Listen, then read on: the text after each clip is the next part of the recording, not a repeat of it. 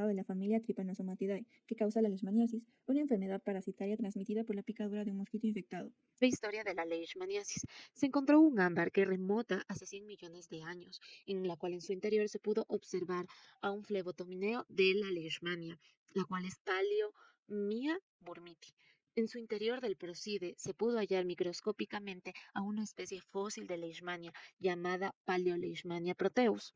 De igual manera, en República Dominicana se halló otro ámbar que remota hace 10 millones de años, en la cual en su interior se pudo observar a la Lutzomia adicetis y en el Procide se pudo observar microscópicamente a la Paleoleishmania neotropicum. Este presuntamente era aquel que infectaba a los reptiles. A su vez, en 2500 a.C. habían relatos en papiros en los cuales describían a la leishmaniasis cutánea. Uno de los hallazgos más importantes fue descrito en una momia encontrada en Perú de una niña de 6 años, en la cual presentaba una reacción de leishmaniasis mucocutánea. También en el papiro de Evers, en donde se escribían afectaciones médicas, se pudo describir a la leishmaniasis cutánea, que presuntamente eran los mismos síntomas de la misma. En 1492, durante la colonización de América, los obispos y los misioneros escribieron sobre una enfermedad que afectaba a aquellas personas que se encontraban en las plantaciones en el Perú. En el siglo XIX existieron los primeros relatos de la leishmania visceral descritas en la India. En 1901, William Leishman y Charles Donovan descubrieron la forma independiente de los parásitos, identificando así a la Leishmania donovani, agente etiológico de la Leishmania visceral. En 1930, Carlos Chaga observó una alta carga de Lutzomia longipalpis. Por ende, fue a la casa de los pacientes que tenían leishmaniasis visceral, determinando así que la Lutzomia longipalpis era la principal causante de la leishmaniasis visceral en esos pacientes.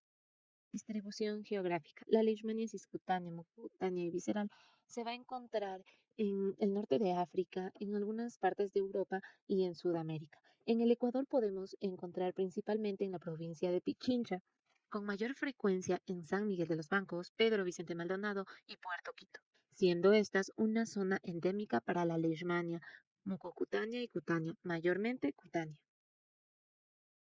La leishmania es la infección producida en humanos por protozoarios flagelados localizados de manera intracelular en células de tejido fagocítico mononuclear de la piel y mucosas. Consta de varias especies o cepas que son patógenas para el ser humano. El agente causal es la leishmania, el vector el flebótomo, el hospedador el humano y otros animales. La forma clínica va a ser cutánea, mucocutánea, visceral. El ciclo de vida es el promastigote y el amastigote. La transmisión es a partir de la picadura del mosquito. El diagnóstico va a ser clínico por medio del microscopio y molecular. El tratamiento son medicamentos antiparasitarios y el control es controlar los vectores y tener una buena educación sanitaria. La taxonomía. La leishmania viene del reino protista, el subreino protozoa, el filum Sarcomastigofora, el subfilum Mastigofora, la clase Zomastigofora, el orden Kinetoplácida, la familia Trypanosomatidae, la sección salivaria, el género Leishmania y las especies Donovani, Tropica, Brasiliensis e Infant. Vectores. Dentro de los vectores vamos a encontrar al Phlebotomus, que se caracteriza por ser del viejo mundo, y a la Lutzomia, que se caracteriza por ser del nuevo mundo. Ya vamos a encontrar también a la Leishmania donovani, la trópica, la mexicana y la brasiliensis. La donovani va a tener flebotomus como los argentipes, chinensis, ariasi y martini, que son característicos del Mediterráneo, Asia y África. También vamos a encontrar por parte de la Lutzomia a la Lutzomia longipalpis, que esta principalmente se va a encontrar en Argentina, Bolivia, Colombia, Brasil, Guatemala, México, Salvador y Venezuela.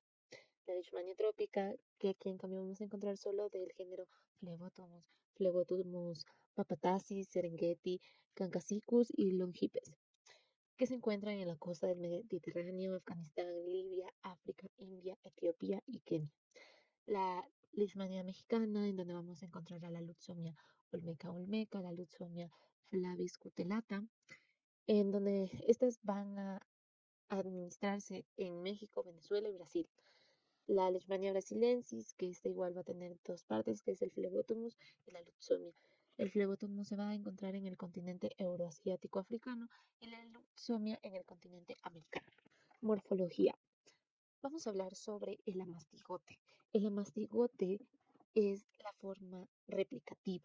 Entonces, es una forma ovalada, inmóvil, de 3 a 5 micrómetros. Va a tener un núcleo de membrana delicada con un cariosoma central, una cromatina submembranosa granulosa, un cuerpo parabasal, un blefaroblasto puntiforme, un citoplasma granular y vaculado y un kinetoplasto. También vamos a tener el promastigote. El promastigote, en cambio, va a ser la forma infectiva. Va a ser alargado, va a medir de 14 a 20 micrómetros de largo, de 1,5 a 4 micrómetros de ancho, con un flagelo en la parte anterior corto y un blefaroblasto o corpúsculo basal. Morfología. Pues bien, aquí podemos encontrar en la imagen a los bromastigotes procíclicos, que aún no se están desarrollando.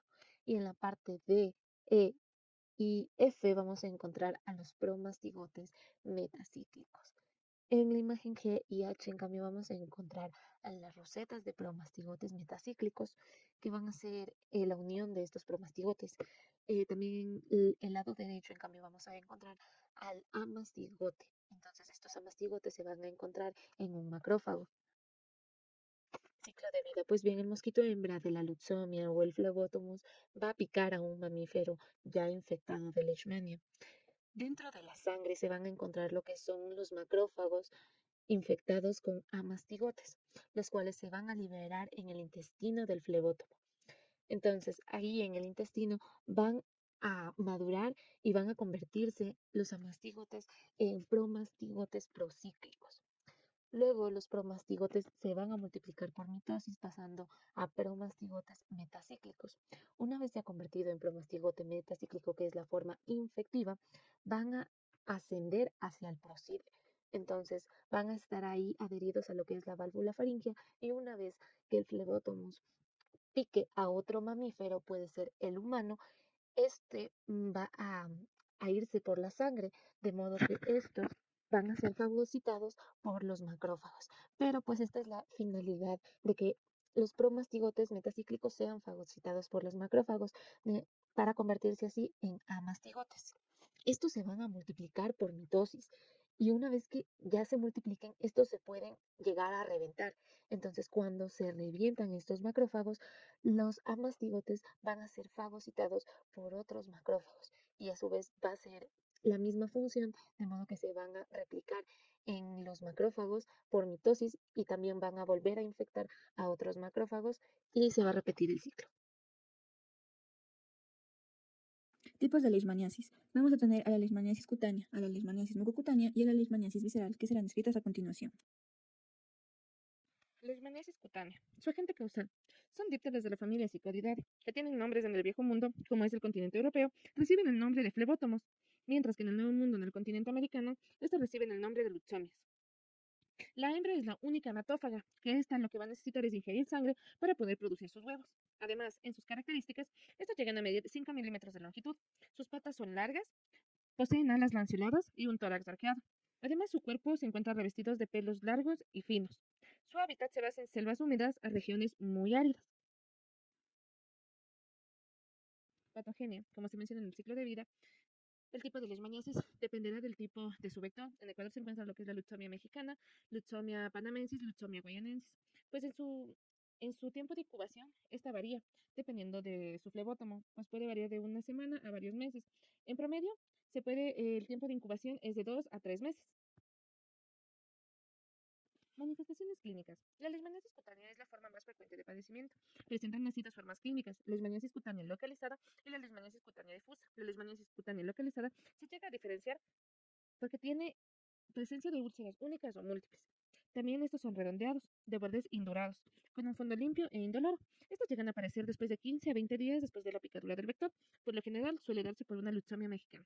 Mientras tanto que en la leishmaniasis cutánea difusa presenta una falta de respuesta inmune celular hacia antígenos de Leishmania, lo que va a permitir la diseminación del parásito por el líquido tisular, la linfa o la vía sanguínea, con desarrollo de lesiones nodulares en toda la piel, salvo en el cuero cabelludo. En el continente europeo y sobre todo al este de África, ambas formas clínicas se pueden llegar a producir por una leucemia atópica. mientras que en el continente americano hay 3 especies del complejo de Lutzomia mexicana que pueden causar ambas formas clínicas, como lo son Lutzomia mexicana, Lutzomia amazonensis y la Lutzomia epifanol. El diagnóstico. El diagnóstico clínico determinado por la presencia de lesiones debe ser confirmado por las siguientes pruebas, como lo son la intradermorreacción de Montenegro o prueba de Leishmania. Esta es una prueba de hipersensibilidad celular tardía antígenos de Leishmania, en la cual se recurre a inyectar 0,1 mililitros de una suspensión de promastigotes fijados en fenol. Y se evalúa el eritema después de 48 a 72 horas. Se considera positivo desde 5 milímetros o mayor este eritema, lo cual puede ser indicativo de que existió un contacto previo o que el sujeto está infectado. También se tiene lo que es la observación microscópica del parásito. Se realiza en improntas tomadas de lesiones ulceradas, fijadas en alcohol absoluto y teñidas en GEMS. También se encuentra el cultivo in vitro. Se obtiene un aspirado de la lesión, suplementado con suero fetal bovino a una temperatura de entre 22 y 28 grados durante 4 semanas, con observaciones semanales para identificar la presencia de promastigotes. Y el signo diagnóstico, que consiste en la inoculación del aspirado de la lesión en animales susceptibles, como lo puede ser hámster, y permite recuperar e identificar el parásito. Dependiendo del desarrollo de la lesión, puede tardar varios meses. El tratamiento. El tratamiento de leishmania es problemático, debido a que los medicamentos disponibles exigen administración parenteral repetida, no son efectivos en todos los casos y la mayoría llega a presentar efectos tóxicos secundarios.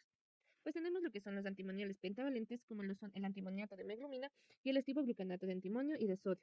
Ambos medicamentos se utilizan por vía intramuscular en dosis de 20 miligramos de antimonio por kilogramo de peso por día durante 20 días. Esto según las recomendaciones de la OMS y que se absorbe de mala manera y es irritante al tracto gastrointestinal. Leishmaniasis monocutánea es una forma de leishmaniasis causada, como ya se dijo, por protozoos del género Leishmania. Se caracteriza por la diseminación del parásito desde una lesión cutánea primaria hacia las mucosas de nariz, boca y garganta, provocando úlceras destructivas y deformantes. El agente causal va a ser la Leishmania brasilensis, subgénero Viana, donde la luxomia, o también conocida como el mosca de la arena, va a causar el 90% de las infecciones. En el viejo mundo, como es Asia, África y Europa, las especies implicadas va a ser la Leishmaniasis trópica, la Leishmaniasis major, la Leishmaniasis aetiópica, la Leishmaniasis infantum y la Leishmaniasis donovani. Mientras que en el Nuevo Mundo, que es en América, las especies implicadas va a ser la Leishmaniasis mexicana, la Leishmaniasis amazonensis, la Leishmaniasis brasilensis, la Leishmaniasis panamensis y la Leishmaniasis infantum chagasi. Patología y patogenia. La leishmaniasis mucocutánea tiene un periodo de incubación promedio de 2 a 3 meses, o incluso puede presentar sintomatología 2 semanas o 2 años después de haber sido infectado por el flebótomo. Existen factores que influyen en la patogenia, como puede ser la virulencia del parásito, ya que existen diferentes especies de leishmania, como la leishmaniasis brasilensis, la leishmaniasis amazonensis, la guayanensis, como se había mencionado. Y también va a depender de la respuesta inmune del hospedador, ya que va a estar mediada por las células T, es decir, las células que van a combatir o son mecanismos de defensa ante infecciones parasitarias. Manifestaciones clínicas. La leishmaniasis mucocutánea se manifiesta en forma de una úlcera crónica que frecuentemente afecta a la mucosa nasal. En fases iniciales se puede observar la aparición de pápulas eritematosas, como se puede ver en la imagen, y úlceras crónicas. Mientras que en la fase diseminada se pueden presentar lesiones mucosas, como es la destrucción de tejidos blandos del rostro, como pueden ser la piel, deformidades faciales, obstrucciones nasales y dificultad para respirar. Esto se va a deber a que este tipo de leishmaniasis es más conocida como la leishmania come cartílagos, ya que va a destruir como tal y a deformar la nariz. Por lo tanto, va a tener la dificultad para respirar. Y lesiones cutáneas, como son úlceras crónicas indoloras de bordes elevados y fondos granulosos, como se pueden ver en las imágenes, y también mutilación. Patología y patogenia. La leishmaniasis mucocutánea. Diagnóstico. Para un diagnóstico parasitológico se va a realizar lo que es un examen directo, donde se va a evaluar muestras biológicas como sangre, tejido o líquido corporal. En este caso de la leishmaniasis mucocutánea, el doctor va a evaluar la pápula o úlcera formada en el paciente para poder diagnosticar o enviar a hacer un examen más seguro. Para hacer el cultivo, eso se trata de hacer crecer al parásito en medio de un laboratorio para identificarlo. Para hacer un histopatológico o biopsia, se van a estudiar muestras de tejido bajo el microscopio para identificar estructuras del parásito y la respuesta del huésped. En este caso, se debe tomar una muestra del borde más pronunciado de la leishmania, o más bien dicho, de la úlcera que generó la leishmania. Para una reacción en cadena de polimerasa, este es un método molecular que permite detectar el ADN del parásito con gran precisión, y los pasos que incluye es la extracción del material genético, la amplificación y como tal la detección del parásito. Para un diagnóstico no parasitológico se va a realizar una ELISA indirecta. Esta técnica serológica va a detectar anticuerpos contra el parásito en la sangre, donde se va a usar un antígeno unido a un soporte sólido y un anticuerpo secundario conjugado con una enzima para generar una señal detectable. Y una inmunofluorescencia indirecta, que este método va a utilizar anticuerpos marcados con fluorescencia para detectar la presencia de anticuerpos en la muestra del paciente. En este Tratamiento. Para un tratamiento sistémico tenemos a la anfotericina B cuando existe una menor resistencia del parásito. La dosis es de 3 miligramos por kilogramo por día y se puede tomar de 1 a 5 días o de 14 y 21 días, pero con el riesgo de que pueda causar una nefrotoxicidad, es decir, un daño a la nefrona, lo que puede ocasionar un daño al riñón. También tenemos el antimoniato de meglumina cuando la resistencia es creciente del parásito, donde la dosis es de 20 miligramos por kilogramo por día y se puede tomar de 1 a 10 días cuando la especie implicada o diagnosticada es la Leishmaniasis infantum y de 20 a 30 días cuando el diagnóstico es de Leishmaniasis mucocutánea, con el riesgo también de que pueda causar una cardiotoxicidad, es decir, un aumento en el impulso cardíaco. Tenemos a la leishmaniasis visceral, considerada por muchos como una de los más mortales entre los tipos de leishmania. Esta es una infección diseminada a vísceras producida por el complejo Leishmania donovani y las especies Leishmania donovani, Leishmania infantum y Leishmania chagassi. Esta fue inicialmente reconocida en la India, en donde se le dio el nombre de Kala Azar, que significa enfermedad negra. En el nuevo continente se la conoce como Leishmania visceral americana. Seguimos con la patología y la patogenia. Bueno, en esta enfermedad los parásitos se localizarán dentro de los macrófagos de los órganos como principalmente el vaso, el hígado, los ganglios linfáticos y la médula ósea. En estado muy avanzado, en un estado crónico, se puede presentar la hipergamaglobulinemia, la cual se presenta cuando tienes niveles altos de gamma globulina. ¿Ya? Anteriormente yo les había hablado acerca del complejo de Leishmania donovani, el cual tiene especies causantes de la leishmaniasis visceral. Como primero tenemos a la especie Leishmania donovani. Esta es la causante de lesiones ulcerosas. Bueno, en estas vamos a presentar histocitos con numerosos amastigotes intracelulares. En muchos de los casos se ha informado de una lesión ulcerativa. ¿Cómo se presenta en la imagen? Es decir, en el sitio de entrada del parásito, es decir, la piel. Luego vamos a tener la especie Leishmania infantum. Esta va a producir linfadenitis y linfangitis. La linfadenitis nos quiere decir que vamos a tener un aumento de los ganglios linfáticos. Al igual que la linfangitis, aquí vamos a encontrar vasos linfáticos aumentados. Por último, tenemos a la especie Leishmania chagassi. Esta es la que va a diferenciar entre los otros tipos de leishmania, como tenemos la diseminación. Esto es decir, que va a haberse comprometido todo el sistema retículo endotelial del organismo. Siguiendo con la patología y la patogenia de la leishmaniasis visceral, como les hablé anteriormente, esto se da principalmente en los órganos como el vaso, el hígado y la médula ósea. Bueno, empezando con el vaso, aquí vamos a tener un aumento de tamaño de 350 gramos. Cabe recalcar que el tamaño normal de un vaso es de aproximadamente 250 gramos. Este va a presentar un color gris y también una hipertrofia, lo que va a conllevar una fibrosis y una hialinización. Luego tenemos al hígado. Esto va también a presentar, el hígado también va a presentar un crecimiento normal, también va a tener una hiperplasia retículo endotelial y las células de Kupffer van a estar llenas de parásitos. Y por ende vamos a tener eosinófilos en las áreas portales. Cabe destacar que una de las manifestaciones clínicas de esta enfermedad va a ser la esplenomegalia y la hepatomegalia, exactamente por este aumento anormal en estos dos órganos. Luego vamos a tener la médula ósea. Esta va a presentar una hiperplasia y va a tener muchos amastigotes, lo que va a generar muchos megacariocitos y una baja de células rojas, blancas y plaquetas. Seguiremos con las manifestaciones clínicas de la leishmaniasis visceral. Bueno, esta va a tener un periodo de incubación de aproximadamente 4 a 10 meses. Cabe destacar que puede haber periodos donde se dé mucho más tiempo o un poco antes. Vamos a tener una reacción inflamatoria pequeña, vamos a también tener fiebre intermitente, es decir, que vamos a tener periodos afebriles y periodos febriles. También van a presentar esplenomegalia y hepatomegalia leve, como les dije, causante por este aumento anormal en los dos órganos. También tenemos una alteración de los mecanismos de la coagulación. Esto se debe por la deficiencia de plaquetas y células rojas y blancas. También vamos a tener una linfadenopatía generalizada. Hay algo interesante aquí. También vamos a poder tener una curación espontánea, pero esto es muy raro. Hay pacientes donde no se les suministra ningún tipo de tratamiento. Esto nos dice Botero en el libro, pero es muy raro, porque personas que no han recibido cualquier tipo de tratamiento lo han llevado a la siguiente manifestación clínica, que es la muerte. En la imagen podemos ver un caso de una niña que padece hepato y esplenomegalia, está dada por leishmaniasis visceral. Como se puede ver, es un caso grave, ya que tiene un abdomen abultado, debido a que, como les dije, estos dos órganos aumentan su tamaño tanto que hace que las vísceras se vayan hacia adelante, lo que cree este tipo de abultamiento en el abdomen. Diagnóstico para determinar leishmaniasis visceral. Bueno, principalmente se puede confirmar con el hallazgo de mastigotes. Esto se puede dar directamente por la realización de un frotis directo coloreado. Esto se da tomando el borde de la lesión.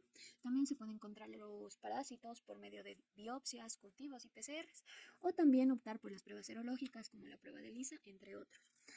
Seguiremos con el tratamiento para leishmaniasis visceral. Bueno, al ser una de las enfermedades olvidadas, no existe un avance, significativo dentro de la creación de nuevos medicamentos, pero tenemos medicamentos como son los antimoniales pentavalentes, como por ejemplo el antimoniato de meglumina con su nombre comercial Glucatime. Esta se suministra cada 20 miligramos por kilogramo por día, mínimo por 28 días, sea intramuscular o intravenoso. Este se da por mínimo 28 días y para tener mejores resultados 40 días. Prevención. Para este tipo de enfermedad es muy importante que cuando viajemos hacia la costa, ya que esta enfermedad habita en zonas tropicales o subtropicales, el uso de repelentes contra insectos, usar ropa protectora, es decir, con ropa con manga larga o pantalones largos, evitar zonas de riesgo, es decir, no acercarse donde hay estanques o donde hay techos de paja o casas de adobe, ya que ahí suelen existir el flebótomo. También el uso de mosquiteros, el control ambiental, control de los animales domésticos y reservorios, como en este caso es el perro, la educación y concientización comunitaria y la detección temprana y un tratamiento oportuno.